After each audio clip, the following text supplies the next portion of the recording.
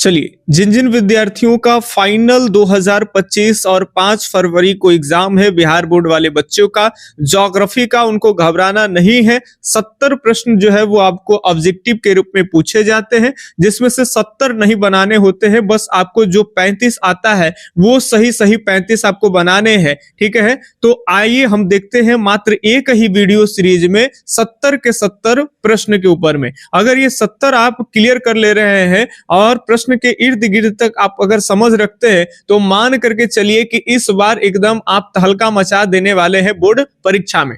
तो ये बोर्ड का ही क्वेश्चन है, फटाफट से देखेंगे। वृहत ट्रंक मार्ग संबंधित है सुएज नहर से, पनामा नहर से, उत्तरी अटलांटिक समुद्री मार्ग से, या फिर इनमें से कोई नहीं। मान के चलिए ये उत्तरी अमेरिका है और ये दक्षिणी अमेरिका, और बीच में जो है अटलांटिक महासागर है और इधर जो है यूरोप है। तो ये यूरोप को उत्तरी अमेरिका से जोड़ता है, इसी को कहते हैं भाई बृहद ट्रंक मार्ग। ये सही हो जाएगा, उत्तरी अटलांटिक समुद्री मार्ग हो जाएगा। ये अटलांटिक जो है ये अटलांटिक है और नीचे दक्षिण में, उत्तर में उत्तरी अटलांटिक, नीचे में दक्षिणी अटलांटिक। तो सही जवाब जो है वो आपका सी है। देखिए यहाँ पे जो सी और बी कहीं टिक लगल होगा तो उस पर फोकस नहीं करिएगा। ये जो बच्चे हैं वो अपने हिसाब से टिक लगाए हैं, वो सही नहीं भी हो सकते हैं, इसीलिए आपको जो उत्तर आता है वो सोचेंगे और जो अभी बता रहे हैं उस पर फोकस करेंगे। अगला प्रश्न है, चैनल टनल जो है वो जोड़ता है, किससे किसको जोड़ता है चैनल टनल? लंदन बर्लिन को, बर्लिन पेरिस को, पेरिस लंदन को, इनमें से कोई नहीं। अगर थोड़ा सा दिखने में दिक्कत होगा तो हमारी वॉइस को सुनेंगे, ठीक है, क्योंकि वो स्कैन करके लगाया गया है तो चीजें थोड़ा सा पेज फटता है, ठीक है। तो सही जवाब हो जाएगा आपका पेरिस को लंदन से जोड़ने वाली जो टनल होती है उसी को चैनल टनल के नाम से जानते हैं। तो चैनल टनल किसको जोड़ता है? तो पेरिस को किससे? लंदन से। ध्यान रखते चले।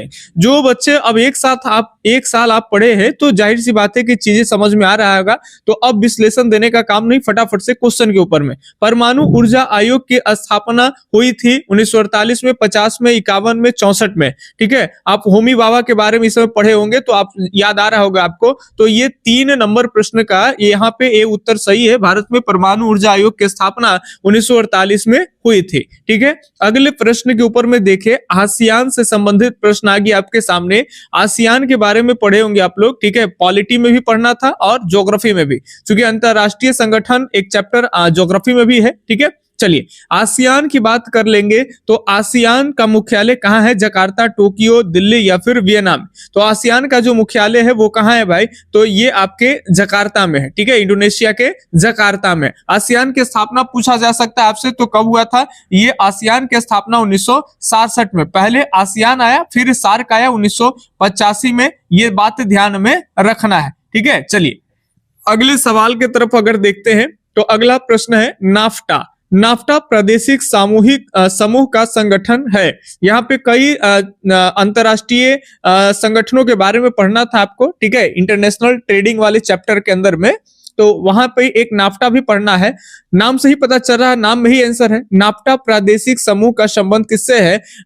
उत्तरी अमेरिका से या फिर अफ्रीका से, एशिया से या फिर आपके ऑस्ट्रेलिया से? फटाफट से बताएंगे कि नाफ्टा जो है वो प्रादेशिक समूह संबंधित है। तो ये आपका चला जाएगा, न से आपका एन से हो जाएगा नॉर्थ, ए से अमेरिका, एफ से फ्री ट्रेड एसोसिएशन। तो अमेरिका यानी आपका चला जाएगा भाई, देखिए यहाँ नाम में ही छिपा है, उत्तरी अमेरिका से। तो नॉर्थ अमेरिकन यानी उत्तरी अमेरिकन जो देशों का जो समूह है उसी में आपस में जो है व्यापार और तरह तरह के मुद्दे को लेकर के क्षेत्रीय सहयोग वगैरह इन सब का बढ़ावा हो, इसको लेकर के नाफ्टा बनाए गए। जैसे सार्क बनाए गए, आसियान बनाए गए, दक्षिण पूर्वी एशियाई, उसी तरह से वृत्ताकार बस्ती प्रारूप पाया जाता है। तो आप सबको मालूम होगा कि वृत्ताकार जो है एकदम सर्किल के तरह अगर कोई इलाका एरिया है उसके चारों ओर जो है बस्तियां बसते हैं, इसको वृत्ताकार बस्तियां कहते हैं। ये ज्यादातर झील के पास में ही ये बस्तियां होते हैं। तो बिल्कुल सही जवाब यहाँ पे क्या चला जाएगा? तो झील ही चला जाएगा, ठीक है। तो यदि आप झील लगाने के लिए सोच रहे हैं तो बहुत बढ़िया, सही जवाब।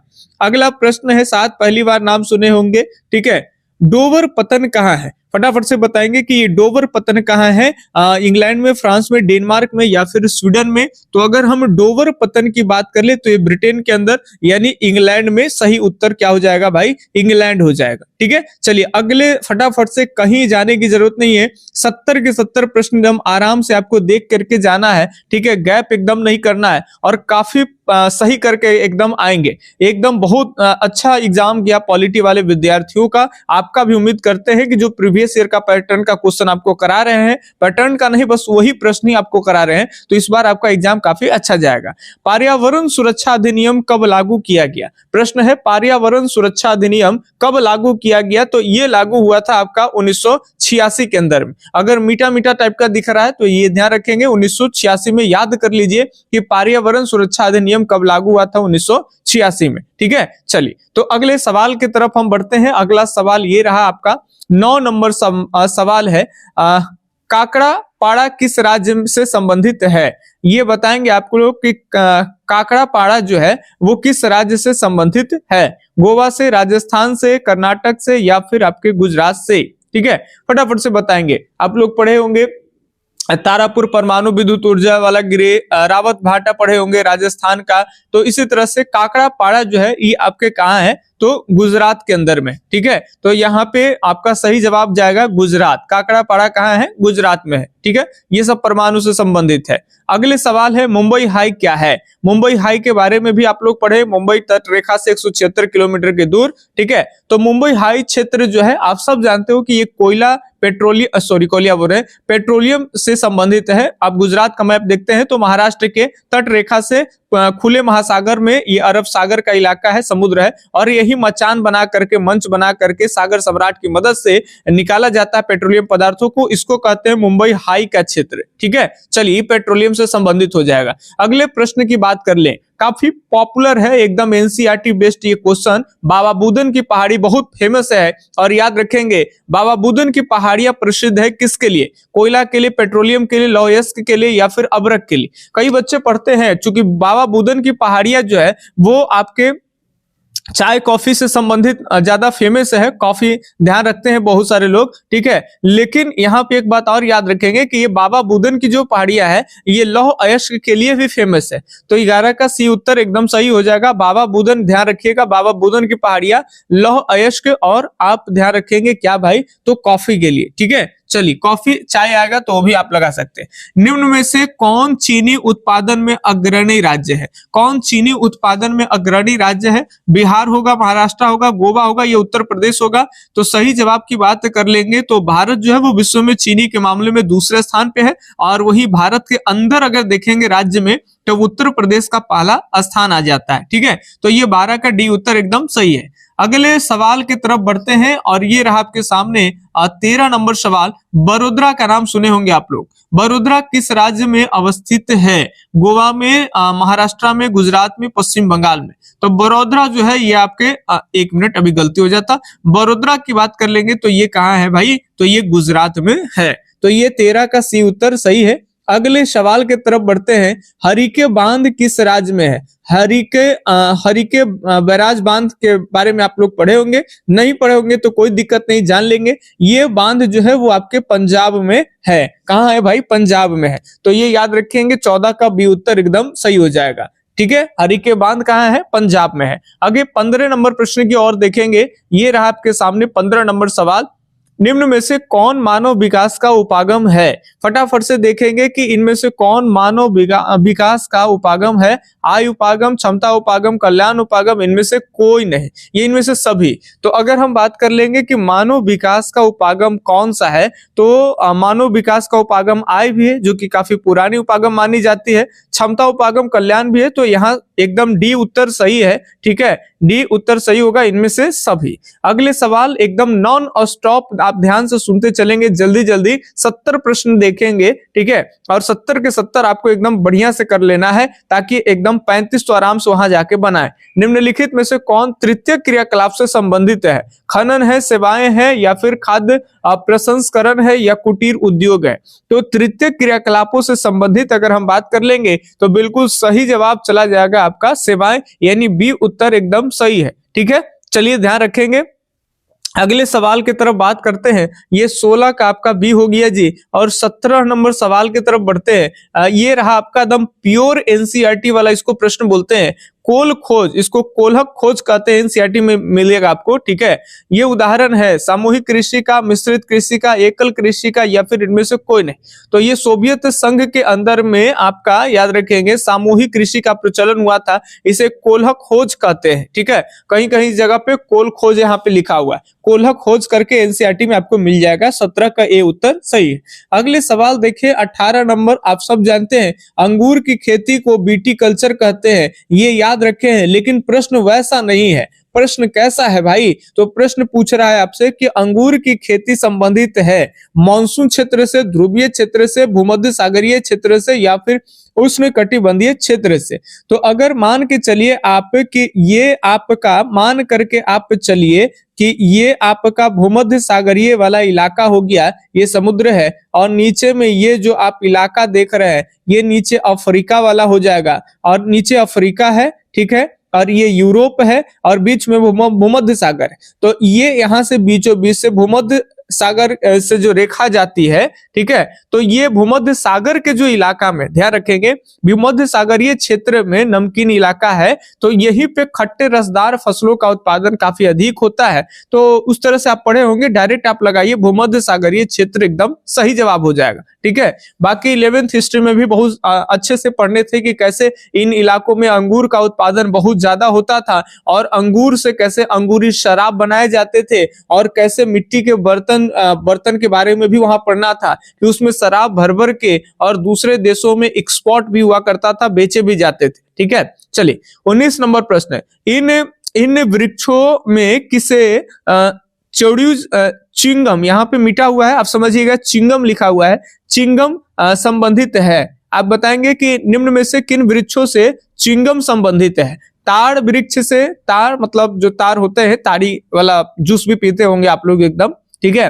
खजूर वृक्ष, या फिर जपोटा का वृक्ष, रबड़ का वृक्ष। तो ये भी एनसीईआरटी बेस्ड है आपका। एनसीईआरटी में आप प्राथमिक क्रिया पढ़ेंगे वहां पे, तो उसमें पूरा का पूरा आपको मिल जाएगा कि जो पेटा का एक वृक्ष होता है, जेपोटा का वृक्ष होता है, और उसी से निकाल करके रस से उससे जो है वो चिंगम वगैरह तैयार किए जाते हैं, ठीक है। और कैसे फिर अलग अलग गेंद बलाटा ये सब जो बनता है वहां सबका उसका उल्लेख है, आप पढ़ लीजिएगा अच्छे तरीके से। अब तो पढ़ने का टाइम नहीं, तो पढ़े तो आप सुन के रिवीजन करिए। सफील्ड औद्योगिक केंद्र कहाँ स्थित है? चीन में, ग्रेट ब्रिटेन में, फ्रांस में, या फिर आपके जर्मनी में? फटाफट से बताएंगे। तो ये आपका ब्रिटेन में है, ग्रेट ब्रिटेन सही जवाब हो जाएगा। सैफील्ड औद्योगिक केंद्र कहाँ है? काफी इंपॉर्टेंट है, ध्यान रखिएगा इसको, ये ग्रेट ब्रिटेन में है। अगले सवाल की तरफ देखिए, पनावा नहर की लंबाई कितनी है? पनावा नहर की लंबाई कितनी है? 60 किलोमीटर, 72 किलोमीटर, 50 किलोमीटर, 160 किलोमीटर। तो पनावा नहर की जो लंबाई है वो है आपके 72 किलोमीटर, यानी C21 का भी उत्तर एकदम सही होगा। अगले सवाल की तरफ बढ़ते हैं, और ये रहा आपके सामने 22 नंबर सवाल। इनमें से किन देशों में किसमें गिरगिटिया मजदूर जो है श्रमिक ले जाए गए थे? तो एक ध्यान रखेंगे, इनमें से किन देशों में गिरगिटिया श्रमिक जो है वो ले जाए गए थे? तो जब हमारे यहाँ अंग्रेज थे तो इन सभी देशों में भारत से गिरगिटिया मजदूर को ले गए थे, जिसमें खास करके जो भोजपुर का इलाका है, पश्चिमी चंपारण और बिहार का खास करके पश्चिम साइड का जो इलाका, जो भोजपुरी वाला एकदम पूरा बेल्ट है, उधर से बहुत सारे लोग गए थे। फिजी भी गए हैं, सुरीनाम भी गए हैं, मॉरिशस भी गए हैं, और आज भी इन देशों में देखेंगे तो हमारे जैसे बहुत सारे लोग वहां पे मिलेंगे, जो कि वहां के भी भाषा लोकल बोलते हैं और भोजपुरी भी बोलते हैं, चूंकि उनके जो दादा बाबा गए थे अंग्रेजों के समय में, ठीक है, तो वो भाई यहाँ के भोजपुर इलाके से ही ज्यादातर गए थे, ठीक है। चलिए, किस राज्य का जनसंख्या घनत्व सर्वाधिक है? पश्चिम बंगाल, बिहार, केरल, पंजाब। जिनको पश्चिम बंगाल लग रहा है, गलत है। पश्चिम बंगाल में आप पढ़ लीजिएगा 1029 के आसपास में जनसंख्या घनत्व है प्रति वर्ग किलोमीटर, लेकिन बिहार में आप पढ़ लीजिएगा वहां पे 1102 व्यक्ति प्रति वर्ग किलोमीटर है। तो बिहार बिल्कुल सही जाएगा आपका, ठीक है। 23 का भी उत्तर सही है। अगले सवाल की तरफ देखते हैं, ये पैट्रिक गिडीज का संबंध है, फटाफट से बताएंगे पैट्रिक गिडीज का संबंध किससे है? सन नगर से संबंधित है, या फिर मेगलोपोलिस से संबंधित है, या गांव से? इनमें से कोई नहीं, गांव तो होगा नहीं, तो इसका बिल्कुल सही जवाब चला जाएगा, सन नगर से संबंधित है। अगले सवाल की तरफ देखें, 24 हो गया, 25 नंबर सवाल देखिए फटाफट से। अगर 24 में आपको डाउट भी लग रहा है तो घबराने की कोई जरूरत नहीं, उसको छोड़ दीजिए, ठीक है। एक दो प्रश्न छोड़ेंगे, उससे आपका कुछ जाएगा नहीं, चूंकि 70 में मात्र 35 ही आपको बनाने हैं। लेकिन गलत नहीं, जहां पे आपको हल्का भी डाउट लगेगा वैसे प्रश्नों को आप छोड़ना पसंद करिए, ठीक है, जुआ मत खेलिए। निम्न राज्यों में से किसकी साक्षरता दर सर्वाधिक है? तो सब जानते हो कि सबसे ज्यादा भारत में साक्षरता किसकी है भाई? तो केरल राज्य की साक्षरता सबसे ज्यादा है और वही बिहार राज्य की साक्षरता सबसे कम है, ठीक है। चलिए, तो 25 के बी उत्तर सही है। अगले प्रश्न के और देखेंगे, 26 नंबर सवाल है, निम्न में से कौन शैक्षणिक नगर है? अब कोई जो है वो शैक्षणिक, जैसे जैसे छावनी नगर होता है, जैसे मऊ है, छावनी नगर है, बिहार का दानापुर है, तो ये छावनी नगर है, ठीक है। तो उसी तरह से मेरठ छावनी वाला इलाका जहां सिपाही लोग रहते थे, ठीक है। और उसी तरह से जो शिक्षा को लेके फेमस है उसको शैक्षणिक नगर कहते हैं। और ये जैसे दिल्ली वगैरह है, ये भी है आपका। इसके अलावा बहुत सारे हैं, लेकिन एक रुड़की भी है, और यहाँ ऑप्शन को मद्देनजर रखते हुए सही जवाब हो जाएगा रुड़की, ठीक है। तो ये शैक्षणिक नगर है। कोटा भी काफी फेमस है, आप जानते हैं, कोटा वर्तमान में कोटा दिल्ली सब शैक्षणिक नगर के रूप में है। रुड़की। निम्न में से कौन सोयाबीन उत्पादक में अग्रणी राज्य है? सोयाबीन के उत्पादन में कौन आगे है भाई? बिल्कुल सही जवाब चला जाएगा मध्य प्रदेश सोयाबीन के उत्पादन में काफी आगे है, ठीक है। देखिए, अपने आप पे कॉन्फिडेंस रखिए। आप 1 साल पढ़े हैं, कहीं से पढ़े, कुछ भी पढ़े, तो आप अच्छा करके आएंगे, ये तो एकदम पक्का दावा है, ठीक है। अगर कुछ मटियाए होंगे तो उनको ज्यादा घबराने की जरूरत है, लेकिन ऐसे समय में घबराना कम है और मेहनत ज्यादा करना है, ठीक है। चलिए, चाय उत्पादन में अग्रणी राज्य कौन है? तो सबसे पहले चाय लगा भी था असम में, और आज भी चाय के मामले में सबसे ज्यादा उत्पादन कौन राज्य करता है? तो असम ही करता है, ठीक है। तो ये ध्यान रखेंगे। 28 का क्या हो जाएगा भाई? सी। 1840 के दशक में सबसे पहले चाय अंग्रेजों के द्वारा असम की घाटियों में ही लगाई गई, ठीक है। कोच्चि पत्तन जो है वो कोच्चि पत्तन कहाँ स्थित है? गुजरात में, पश्चिम बंगाल, केरल में या फिर तमिलनाडु में? तो आप सब जानते हैं कि जो कोच्चि पत्तन है वो कहाँ है भाई? तो वो केरल के अंदर में है। बंदरगाह को ध्यान रखिएगा, बंदरगाह से भी क्वेश्चन आपको आएंगे ही आएंगे। ये क्वेश्चन अतः वो क्वेश्चन किसी तरह से आएंगे, क्योंकि इस बार ही क्वेश्चन देखिए कि ये जो बोर्ड का क्वेश्चन है इसमें ही 2 बंदरगाह एक ही साथ पूछे गए, ठीक है। हाँ, चीजें पैटर्न बदले गए वो अलग बात है। तो बंदरगाह आप ध्यान रखेंगे, सारा कुछ आपको पढ़ाया हुआ है ज्योग्राफी में, तो आप एक बार ध्यान रखिएगा। सबका चैप्टर वाइज नोट्स होगा, वो आप पढ़ लीजिएगा, ठीक है। 2011 की जनगणना के अनुसार भारत की जनसंख्या, तो आप सब जानते हैं 2001 में भारत की जो आबादी है वो 102 करोड़ थी, और 2011 की बात कर लेंगे तो आपकी आबादी 19 करोड़ बढ़ा 121 करोड़ है। तो एकदम सही जवाब जो है वो आपका हो जाएगा 121 करोड़। ए उत्तर सही है, ठीक है। देखिए, पिछले बार जो बच्चा है ये एग्जाम दिया था, इसका आपको बता दें कि ज्योग्राफी में 94 नंबर जो है वो अंक आया है, और उसी का प्रीवियस ईयर का आपको क्वेश्चन करा रहे हैं। और जाहिर सी बात है कि हमारे यहाँ वो 1 साल पिछले बार ऑफलाइन में बढ़िया से पढ़ा था बच्चा, तो 94 मार्क्स उनका गेन हुआ है, और उन्हीं का ये क्वेश्चन पेपर है। तो बच्चा जो है काफी अच्छा किया है, और ज्यादातर यहाँ जो सही टिक लग रहा है, तो आप देख रहे होंगे कि बहुत सारे प्रश्न सही ही लगा है, ठीक है। और बढ़िया तरीके से गाइड किया गया था कि कैसे एक भी प्रश्न आपको डाउट लगे तो छोड़ देना है, लेकिन गलत नहीं मारना है। जो उनको एकदम बताया गया है, यहाँ ओरिजिनल प्रीमियर कंटेंट दिया गया था, वही प्रीमियम कंटेंट पढ़ करके वो सही लगा है। तो 2011 में जनसंख्या घनत्व ये भी सही जाएगा 31.16%, ठीक है। चलिए, अगले सवाल के तरफ देखेंगे। ये जिब्राल्टर का संबंध है। जिब्राल्टर का संबंध क्या है? तो ये एक समुद्री पतन है, याद रखेंगे। जिब्राल्टर का संबंध कैसा है? तो ये समुद्रिक मार्ग से हो जाएगा, तो सी उत्तर यहाँ पे एकदम जो है वो सही हो जाएगा। अगले सवाल के तरफ देखिए, अगला सवाल है, तो ये आपका अगला सवाल रहा जी, 2000 भारत में 2011 में महिला साक्षरता सबसे कम थी कहाँ? तो आप सब जानते हैं महिला की साक्षरता की जब भी बात हो तो आप मान के चलिए कि बिहार में महिला साक्षरता जो है वो सबसे कम है, ठीक है। तब तो एक जगह के बाद एकदम महिलाओं के थ्रू दूसरे जगह पूरा तेजी से सन जाता है, ठीक है। चलिए, अगले सवाल, ऐसी करके अपमान करने वाली कोई बात नहीं है, लेकिन आपको याद रह जाए, ठीक है, इसलिए बोल भी देते हैं। रोबस्ता संबंधित है, तो चाहे रोबस्ता की बात हो चाहे अरेबिका की बात हो, ये दोनों जो प्रकार देख रहे हैं ये कहवा के हैं भाई, यानी कॉफी के हैं, ठीक है। तो ये कहवा के, कहवा कॉफी ध्यान रखिएगा। आपसे रोबस्ता न देखे, अगर अबरी अरेबिका देगा, अरेबिका दे सकता है, तो ये ध्यान रखेंगे अरेबिका जो है ये भी आपका कहवा कॉफी का ही कॉफी से ही संबंधित है, उसी का प्रकार होता है, अलग अलग किस्म होता है। ठीक है, चलिए तो 34 के यहाँ पे एकदम सही जवाब हो गया डी। अब बढ़ते हैं 35 नंबर सवाल की तरफ में, चूंकि 70 प्रश्न आपको कराने हैं, नरमा संबंधित है, फटाफट से बताएंगे कि नरमा जो है वो किससे संबंधित है, कपास से संबंधित है, चाय से, गेहूं से, तो नरमा जो है वो कपास से संबंधित है। तो ये आपके 35 के ए उत्तर सही है। अगले सवाल की तरफ देखते हैं और ये आपका अगला सवाल 36 नंबर सवाल है। भारत में वायु परिवहन किस वर्ष शुरू हुआ था?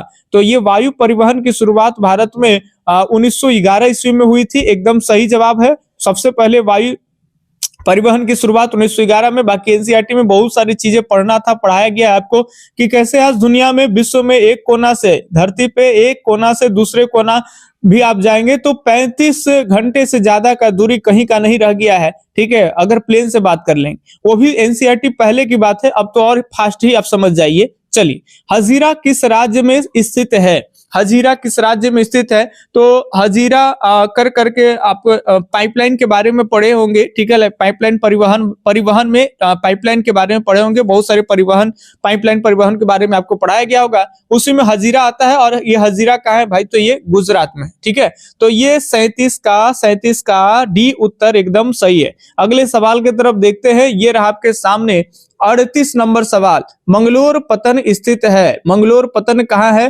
गोवा में, कर्नाटक में, केरल में या फिर ओडिशा में?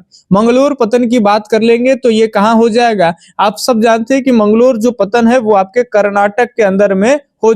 एक मिनट, मंगलोर पत्तन कहाँ हो जाएगा? हाँ, मंगलोर पत्तन कर्नाटक में है। कई जगह मंगलोर ना करके और न्यू मंगलोर अगर आता है तो न्यू मंगलोर की भी जब बात होगी तो वो भी आपके कहाँ? कर्नाटक में। गोवा में क्या है? तो मरमुगांव पत्तन है। केरल में कौन पत्तन है? तो कोच्चि पत्तन है। ठीक है, और ओडिशा का प्रमुख पत्तन पारादीप पत्तन है। ठीक है, ये सारी पत्तन आप ध्यान रखेंगे, कोई भी एक पत्तन पूछा जाएगा। ठीक है, अगले सवाल है, शहरी ध्रुव कोहरा, याद रखेंगे, शहरी ध्रुव कोहरा किस प्रदूषण से संबंधित है? यानी शहरों में जो कोहरा छा जाता है, ठीक है, वो किससे संबंधित है? वायु प्रदूषण से, मृदा प्रदूषण, ध्वनि प्रदूषण, जल प्रदूषण। तो सब जानते हो कि वायु में प्रदूषण के कारण ही कोहरा आता है। ठीक है, कुहासा जिसको आप लोग कहते हैं। चलिए, 39 के ए उत्तर। देखिए, दीपावली के आसपास में पटाखा वगैरह फूटता है और खूब प्रदूषण हो जाता है, और अगले सुबह दीपावली के रात में पटाखा फूटता है और सुबह में काफी कोहरा छा जाता है। निम्नलिखित में से कौन सर्वाधिक सूखा प्रणव राज्य है? तो सबसे सूखा की बात कर ले तो राजस्थान है, लेकिन यहाँ राजस्थान है नहीं, तो सेकंड स्थान पे कौन आ जाएगा? गुजरात आ जाएगा। ठीक है, ये सिंचित इलाका हो सकता था, लेकिन आप पढ़े होंगे ज्योग्राफी में कि गुजरात वाले इलाका से ऐसे जो है कि अरावली के पहाड़ियां राजस्थान होते हुए दिल्ली तक जाती है, और ये इधर से मानसून जो है, मानसून इधर ही रह जाती है, इधर की ओर मानसून नहीं आ पाती है, जिसके कारण राजस्थान और गुजरात का कुछ इलाका जो है वो सूखा से ग्रसित रह जाता है। तो यहाँ पे बिल्कुल 40 का सी उत्तर सही है। बस 30 प्रश्न और बच रहे हैं, फटाफट से एक झलक देख करके इसको खत्म ही कर लेंगे। प्रश्न है आपका, रुको और जाओ निश्चयवाद का उदाहरण का दूसरा नाम क्या है? फर्स्ट चैप्टर के अंदर में आपको पढ़ना था रुको और जाओ। रुको और जाओ निश्चयवाद का जो दूसरा नाम है वो है आपका नव निश्चयवाद, जिसके प्रवर्तक थे ग्रिफिथ टेलर, अमेरिका के भूगोलवेत्ता। तो ये ध्यान रखिएगा आप लोग। ठीक है, प्रश्न आपसे आएंगे, सब ज्यादातर ज्योग्राफी के जो सवाल है वो एनसीईआरटी चैप्टर से ही आएगा, इसीलिए नोट्स को एक बार एक झलक देख लीजिएगा। ठीक है, जो जो नोट्स लेकर के पढ़े थे एनसीईआरटी पैटर्न पर सब दिया गया है, और उसके जितने ऑब्जेक्टिव है कम से कम वो सॉल्व कर लीजिएगा। तो 70 में से ऑब्जेक्टिव तो 35 में 35 आप आराम से करके आइएगा, और जो सब्जेक्टिव पे पहले से प्रयास कर रहे होंगे तो उनका सब्जेक्टिव भी बढ़िया जाएगा, तो काफी अच्छा आएगा। ठीक है, क्योंकि देखिए यही बच्चा है जो पिछले बार इन्हीं को पढ़ाए थे, तो ये 94 लेके आए थे, और धीरे धीरे चीजें तो जुड़ जाता है, तो आपको तो 94 प्लस भी लाना चाहिए था। ठीक है, चलिए, जनसंख्या परिवर्तन का घटक कौन है? जन्म है, मृत्यु है, प्रवास है, या फिर इनमें से सभी? तो जनसंख्या परिवर्तन, जिसके कारण या तो जनसंख्या बढ़ती है या तो जनसंख्या कम जाता है, यानी परिवर्तन होना है, चेंजिंग। तो जन्म के कारण ज्यादा जन्म लेगा तभी बढ़ जाएगा, कम जन्म लेगा तो घट जाएगा, परिवर्तन होना चाहिए। लोग मरेंगे, इससे भी जनसंख्या प्रभावित होगा, या तो ज्यादा मर जाएंगे तो जनसंख्या कमेगी, और ज्यादा अगर नहीं मरेंगे तो जनसंख्या बढ़ेगी। फिर जन्म और मृत्यु कहीं ना कहीं सब एक दूसरे पर है प्रवास यानी एक जगह से दूसरे जगह जब जाता है आदमी तब भी होता है। एक जगह छोड़ के दूसरे जगह चल जाएंगे तो यहाँ की आबादी बढ़ जाएगी, इसको छोड़े हैं तो यहाँ की आबादी घट जाएगी, होगा ना। तो ये इनमें से सभी होगा। इसी में एक प्रश्न बनता है आवास कर करके, तो आवास ज्यादा बना दीजिए या कम बना दीजिए, उससे जनसंख्या थोड़ी ना कमता बढ़ता है। तो कहेगा कि जनसंख्या परिवर्तन का घटक नहीं है, तो दम देखिएगा वहां आवास से झलकेगा, वही मार देना है। ठीक है, चलिए अगला प्रश्न देखिए। 43 नंबर सवाल ये रहा आपके सामने कि निम्न में से कौन बाजरा उत्पादन में अग्रणी राज्य है। बाजरा के उत्पादन में अग्रणी राज्य कौन है? मध्य प्रदेश, महाराष्ट्र, उत्तर प्रदेश या फिर असम। तो बाजरा के उत्पादन में अग्रणी राज्य की अगर हम बात करते हैं तो बाजरा उत्पादन में अग्रणी राज्य कौन हो जाएगा भाई? तो गुजरात, राजस्थान तो नहीं है, तो महाराष्ट्र सही उत्तर हो जाएगा। ठीक है, तो 43 के भी उत्तर एकदम काफी सही है। ठीक है, चलिए दिग्बोई के बारे में भी पढ़े होंगे। दिग्बोई प्रसिद्ध है। 10वां में भी पढ़े होंगे। असम कोई प्रसिद्ध है किसके लिए? तो ये पेट्रोलियम के लिए। 44 के यहाँ पे सही जवाब हो जाएगा क्या भाई आपका? तो 44 का बी उत्तर एकदम आपका सही है। ठीक है, चलिए अगले सवाल की तरफ देखते हैं और ये रहा आपके सामने अगला सवाल। चलिए ये रहा आपके सामने अगला सवाल। निम्न में से कौन अबरख उत्पादन में अग्रणी? अबरख के उत्पादन बिहार, झारखंड करता है, लेकिन ज्यादा अगर उत्पादन की बात किया जा रहा है तो झारखंड ही होगा। तो 45 का ये उत्तर एकदम सही हो जाएगा। ठीक है, रावत भाटा किस राज्य में है? रावत भाषा नामे में ही छुपा हुआ, र से रावत भाटा और र से राजस्थान। तारापुर महाराष्ट्र में, रावत भाटा राजस्थान में, काकड़ापाड़ा गुजरात में। ये अभी ध्यान रखते चलिएगा, कोई आ जाए आप आराम से उसको लगा पाएंगे। ठीक है, चलिए 47 नंबर। निम्न में से कौन ऊर्जा का अनवीकरणीय है? तो जल सौर ऊर्जा नवीकरणीय है। ठीक है, जल शक्ति नवीकरणीय है, पवन ऊर्जा नवीकरणीय है। तो अनवीकरणीय, ठीक है, जो समाप्त वाला एनर्जी है, तो ये तापीय ऊर्जा जिसमें कोयला वगैरह इन सब से जो ताप हीट से जो एनर्जी प्रोड्यूस किए जाते हैं, बनाए जाते हैं, तो ये तापीय ऊर्जा है जो कि अनवीकरणीय का उदाहरण है। तो सही जवाब 47 का डी हो जाएगा। एक ही वीडियो में पूरा का पूरा खत्म करना है, तो एकदम आराम से धैर्य लगा करके मन भटकाइए नहीं। अगर अभी भटका दीजिएगा तो न जाने कौन क्वेश्चन आपसे गलत हो जाएगा, नहीं आएगा, बहुत समस्या है। बोकारो इस्पात संयंत्र इसकी स्थापना कब हुई थी? बोकारो इस्पात संयंत्र की स्थापना कब हुई? तो इसकी स्थापना आप एनसीईआरटी में पढ़ेंगे तो 1964 आपको मिल जाएगा। और एनसीईआरटी का ही जो आंसर हो, उसमें जो बात है वही आंसर की होता है, हमारी बात को ध्यान रखिएगा। ठीक है, क्योंकि गूगल पे सर्च मारेंगे तो कहीं 65 मिल जाएगा, कहीं 66 भी मिल जाएगा, तो आप कंफ्यूज नहीं होइए। बोकारो की स्थापना जो है, बोकारो इस्पात कंपनी की स्थापना 1964 में हुआ था। और किसके सहयोग से हुआ था? तो सोवियत संघ उस समय था। आमतौर पे आप रूस भी बोलते हैं, लेकिन एग्जैक्ट अगर बात कर ले तो सोवियत संघ। भारत में प्रथम सूती मिल की स्थापना कब हुई थी? भारत में प्रथम सूती मिल की स्थापना कब हुई थी? तो सबसे पहले जो है कलकत्ता में हुआ था, लेकिन ये बंद हो गया, तो यहां से सवाल नहीं आता है। इसका प्रथम करने का मतलब मुंबई में ही होता है। मुंबई में सबसे पहले सूती वस्त्र की स्थापना हुई। काबत सिंह नाना भाई डाबर के द्वारा जो है इसकी स्थापना की गई थी। कब की गई थी? तो 1854 में। एक साल पहले 1853 में पहली बार रेल चला था मुंबई से थाने के बीच में, 33 कुछ किलोमीटर, लेकिन लगभग 34 किलोमीटर की दूरी कहते हैं। ठीक है, और ये याद रखेंगे कि 1854 में पहली बार मुंबई में काबतजी डांडा भाई के द्वारा जो है सूती वस्त्र की नींव रखी गई और काफी स्पीड धर लिया। उसके बाद बहुत सारे सूती मिल लगने लगे। ठीक है, और बोकारो वाला ध्यान रखिएगा, अगर भूल जाएंगे तो एक ट्रिक आपको देते हैं, याद रहेगा कि बोकवा के मनैली तब बोकवा रूस गेल, बोकवा के मनैली तब बोकवा रूस गेल। मतलब बोकारो इस्पात कंपनी जो है किसके सहयोग से बना है? तब बोकवा के मनैली माने बोकारो इस्पात कंपनी, तब बोकवा रूस गेल मतलब रूस के सहयोग से बना है। और उस समय रूस अकेला देश नहीं है, सब 15 गणराज्य मिलाकर के सोवियत संघ के नाम से जाना जाता है। ठीक है, चलिए निम्न में से कौन आर्थिक भूगोल का उप क्षेत्र नहीं है भाई?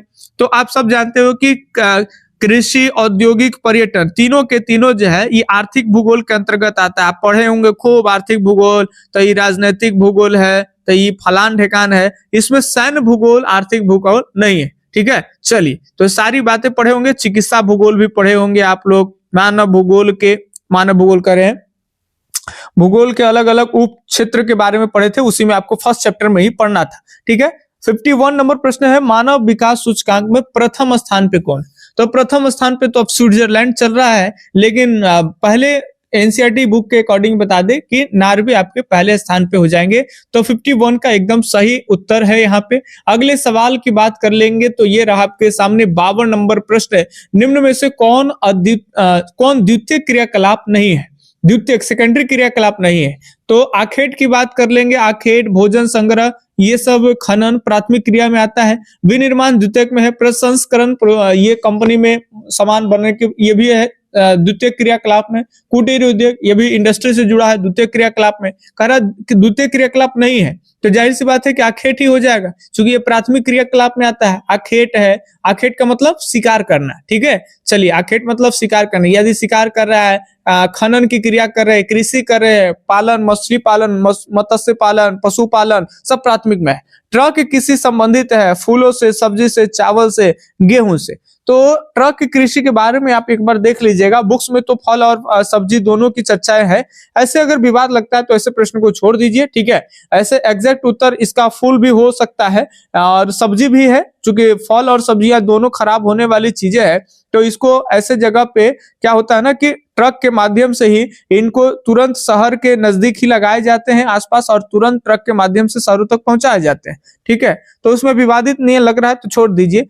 प्रियरी से आप क्या समझते हैं? तो प्रियरी के बाद अगर बात कर लेंगे तो घास के मैदान है। कई घास के मैदान आपको पढ़ने थे, जैसे सवाना घास के मैदान अफ्रीका वाले में, ठीक है, कंपोज घास के मैदान, ठीक है, ब्राजील में। उसी तरह से प्रियरी घास के मैदान, प्रियरी घास के मैदान है, तो ये ए उत्तर सही होगा। अब कहेगा प्रियरी घास के मैदान कहाँ है? तो प्रियरी यरी धर ले तो तरी मने उत्तरी अमेरिका में। ठीक है, ऐसे बहुत सारे ट्रिक देख करके आपको घास के मैदान सब पढ़ा दिए हैं। एक बार रिकॉल कर लीजिएगा, ध्यान दे दीजिएगा, ताकि कोई भी घास के मैदान अगर आपसे इस बार आता है तो आराम से आप बना पाएंगे। अगले सवाल है, निम्न में से कौन खनिज आधारित उद्योग नहीं है? तो तांबा बिल्कुल खनिज पे है। ठीक है, तांबा उद्योग, सीमेंट उद्योग है ही, चुना पत्थर खनिज ही तो है। लोहा एवं इस्पात उद्योग तो खनिज पे पूरा है।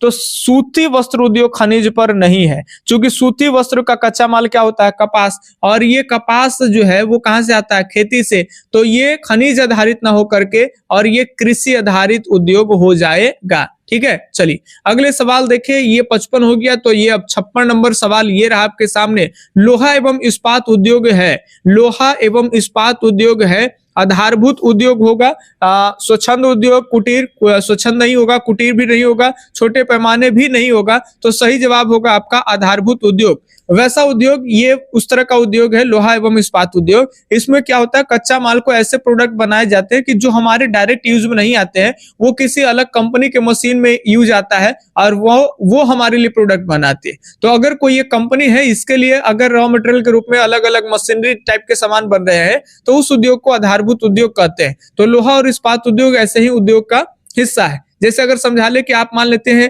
तांबा के बर्तन स्टील का बर्तन यूज कर रहे हैं, तो हमारे पास नहीं आते हैं। पहले जो इस्पात है वो निकाला जाता है अलग अलग प्रोसेस के जरिए, और वहां से कच्चा इस्पात बनाया जाता है, और वो बर्तन वाले जो कंपनी है वहां जाता है, वहां से अलग अलग ढांचा दे करके बर्तन बनते हैं। तो ये दूसरे इंडस्ट्री के लिए है, तो इसको आधारभूत उद्योग कहते हैं। ठीक है, चलिए 56 का ये उत्तर सही है। बस अब खत्म होने के कगार पे ही है। कुछ प्रश्न और है, फटाफट से देख लेंगे। पोर्ट सैयद कहाँ है? तो पोर्ट सईद की बात कर लेंगे तो ये मिस्र में है। आप जब अफ्रीका वाला आप मैप देखेंगे वहां पे, तो अफ्रीका के मैप में यहाँ कॉर्नर पे मिल जाएगा, और इधर में जो है आपका ये बन जाएगा, मान के चलिए ये आपका सऊदी अरब है, और बीच में नीचे लाल सागर, और इधर भूमध्य सागर, और यहाँ पे एक स्वेज नहर है। स्वेज नहर के तरफ में जैसे ही आप एंट्री लीजिएगा तो यहाँ पर एक बंदरगाह है, और एक बंदरगाह यहाँ पर है। ठीक है, तो एक तरफ स्वेज और एक तरफ पोर्ट सैयद, और ये देश जो है वो मिस्र है। तो ये मिस्र की जहाजी नहर भी कहलाती है।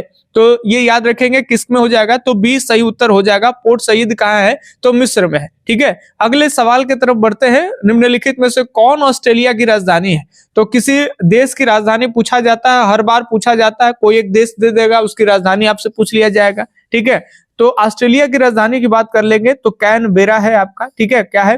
कैनबेरा है। बाकी यहाँ पढ़ना था कि कैनबेरा शहर जो है वो ऑस्ट्रेलिया में, कैनबेरा शहर का डिजाइन कहाँ के जो है इंजीनियर साहब किए थे, कब इस शहर का निर्माण हुआ था, सारा ज्योग्राफी में पढ़ाया गया है। ग्रेट लैक्स जलमार्ग महादेश से संबंधित है। तो ग्रेट लैक्स अगर जलमार्ग की अगर हम बात करते हैं तो ये आपका उत्तरी अमेरिका में है, ठीक है। ये जो लैक है ये उत्तर में जो कनाडा वाला भाग है, कनाडा के जस्ट नीचे यूएसए अमेरिका है, उत्तरी अमेरिका महादेश में, तो ये बीच में एक लैक है कनाडा और आपका अमेरिका में। इसको आप कैसे कहिएगा, तो आप उत्तरी अमेरिका में आ जाएगा, ठीक है।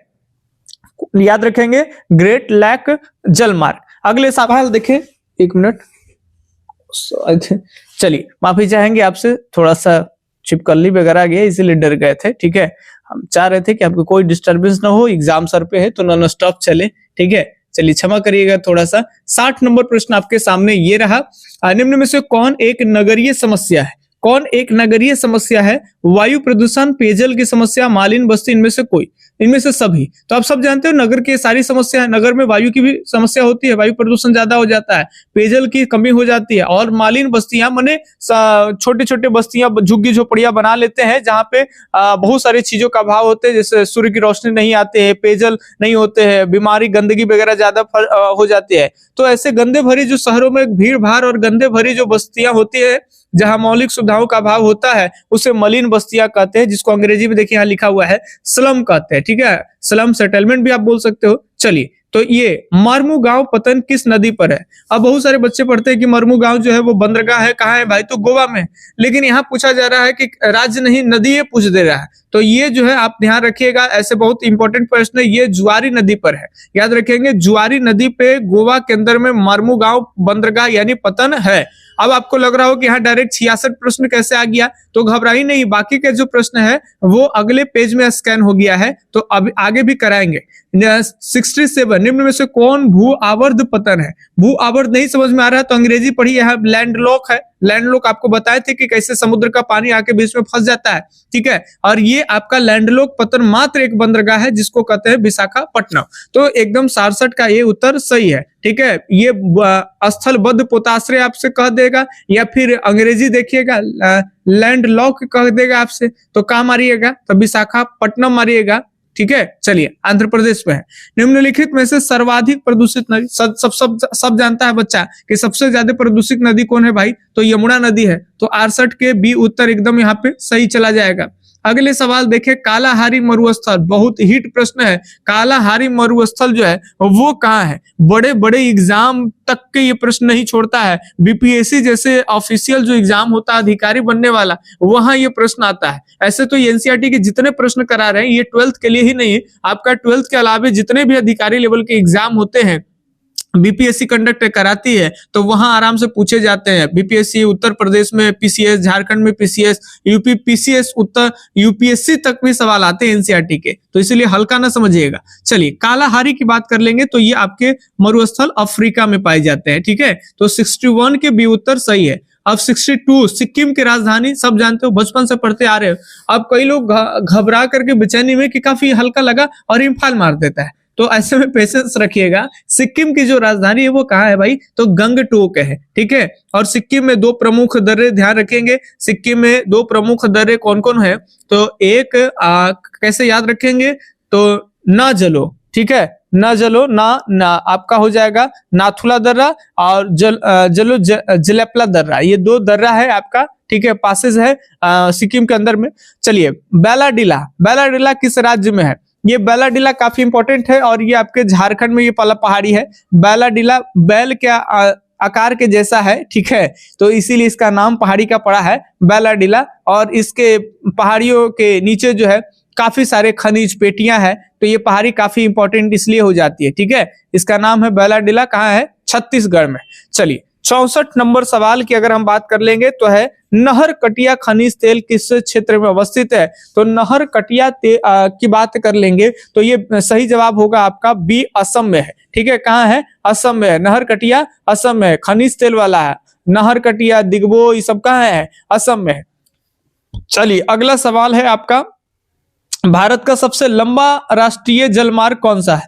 देखिए, यहाँ पे राष्ट्रीय राजमार्ग नहीं पूछा, राष्ट्रीय जल मार्ग पूछ रहा है, ठीक है। तो NW1 नेशनल वाटरवेज संख्या 1 पूछा जा रहा है। ये आपको बताए थे कि इलाहाबाद से लेकर के हल्दिया तक है, इसकी कुल दूरी 1620 किलोमीटर है।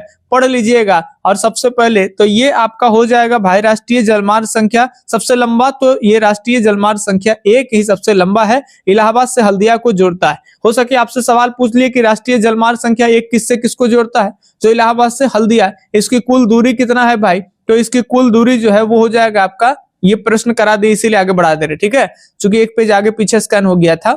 चलिए, तो 1620 किलोमीटर। अगले सवाल हम यहाँ देखे, योकोहामा, नाम से ही पता चल रहा है ये तो चाइना जापानियन आपको बुझा गया होगा, नाम से ही आपको पता चला होगा योकोहामा किस देश में अवस्थित है। तो नाम से चला, ये तो रूस में नहीं होगा, ग्रेट ब्रिटेन, या तो आपको चीन लग रहा होगा या तो आपका जापान लग रहा है, बगल बगल वाला देश है, ये दोनों ही ऐसा नाम है। तो योकोहामा की बात कर लेंगे तो ऑलरेडी ये जापान का एक शहर है और इस शहर के कंपेयर भारत में मुंबई शहर से की जाती है, ठीक है। खैर 69 नंबर प्रश्न का ए उत्तर सही है। और आज का इसका लास्ट क्वेश्चन है आपका, 70 ही प्रश्न आपसे पूछे जाते हैं, ज्योग्राफी है, बाकी तो आप जानते हैं कि 30 नंबर का प्रैक्टिकल होता है, तो इसमें तो मजे ही मजे है। 70 में 35 ऑब्जेक्टिव बना लो और आप 35 ऑब्जेक्टिव आ ही जाएगा भाई, 70 में 35 में 35 हो ही जाएगा, ठीक है। और इधर 30 में अगर 28-27 में मिल जाएगा तो नैया पार, इसमें तो 60% फर्स्ट डिवीजन इसमें कोई नहीं रोकेगा, ठीक है। तो इसमें कम मेहनत में ज्यादा परिणाम, और उतने पढ़े होंगे तो 2 अंक का भी तो कुछ क्वेश्चन बना पाइएगा ना भाई। चलिए, कौन आयु वर्ग क्रियाशील जनसंख्या का प्रतिनिधित्व करता है, तो सब जानते हो 15 से 69 वर्ष के जो लोग हैं वो आयु वर्ग जो है वो क्रियाशील जनसंख्या का प्रतिनिधित्व करता है। देखिए ठहरी, थोड़ा सा समझ लीजिए, प्रश्न और भी कहीं से आ सकता है। 15 से लेकर करके और 59 59 वर्ष ये क्रियाशील है, इससे पहले जो है वो किशोरा वर्ष में, 15 वर्ष से पहले जो हो जाएगा वो किशोरा वर्ष में हो जाएगा। और 69 वर्ष से ऊपर की अगर बात कर लेंगे, सॉरी 59 से आगे, ठीक है, 60 से अधिक, तो ये हो जाएगा आपका वृद्धा वर्ग, ठीक है। और किशोरा वर्ष और वृद्धा वर्ग दोनों आश्रित होता है किस पे, तो यही क्रियाशील जनसंख्या पर, ठीक है। तो ये 70 प्रश्न आपको करा दिए। सेशन को अगर लाइक नहीं किए थे तो प्लीज एक लाइक कर दीजिए। हम जानते हैं कि आप लोग बहुत कम ही वीडियो पे और बहुत कम ही लोगों को लाइक करते होंगे, लेकिन एक लाइक जो है वो जरूर कर दीजिए। और कुछ भी हो तो आप प्यारा प्यारा सा कमेंट जरूर करेंगे, ठीक है। आपका पहले का एग्जाम कैसा गया आप इस वीडियो में बताएंगे कि पॉलिटी का एग्जाम कैसा गया, और फिर एग्जाम दे लीजिएगा तो जरूर आप कमेंट करिएगा। बाकी हम मिलते हैं आपसे अगले वीडियो के लिए, अगले वीडियो सीरीज में। तब तक के लिए धन्यवाद। जय हिंद, अल्लाह हाफिज, आपका दिन शुभ हो, राधे राधे।